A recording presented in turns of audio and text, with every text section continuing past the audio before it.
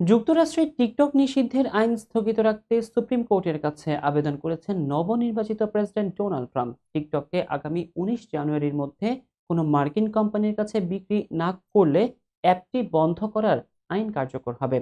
ট্রাম্পের দাবি, 20 জানুয়ারি দায়িত্ব গ্রহণের পর এ বিষয়ে রাজনৈতিক সমাধানের জন্য তার সময় প্রয়োজন। আগামী 10 জানুয়ারি সুপ্রিম কোর্টে এই বিষয়ে শুনানি হবে। এর আগে যুক্তরাষ্ট্র কংগ্রেস ও একটি আপিল আদালত টিকটক বিক্রি অথবা বন্ধের আদেশ দিয়েছে।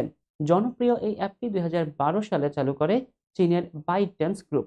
যুক্তরাষ্ট্র বর্তমানে এর ব্যবহারকারীর সংখ্যা প্রায় 17 কোটির বেশি। তবে মার্কিন আইন প্রণেতারা টিকটক নিয়ে উদ্বিগ্ন। তাদের মতে, এর মালিক প্রতিষ্ঠান বাইটড্যান্স বেইজিং ভিত্তিক হওয়ায় এটি যুক্তরাষ্ট্রের জাতীয় নিরাপত্তার জন্য হুমকি হতে পারে।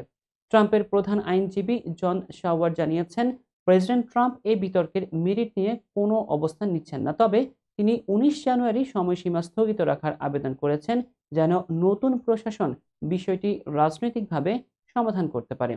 মার্কিন রাজনীতিতে টিকটক নিষিদ্ধের বিষয়টি এখনো বিতর্কিত অবস্থায় রয়েছে। ট্রাম্পের আবেদনের ফলাফলের দিকে নজর রাখছে সবাই।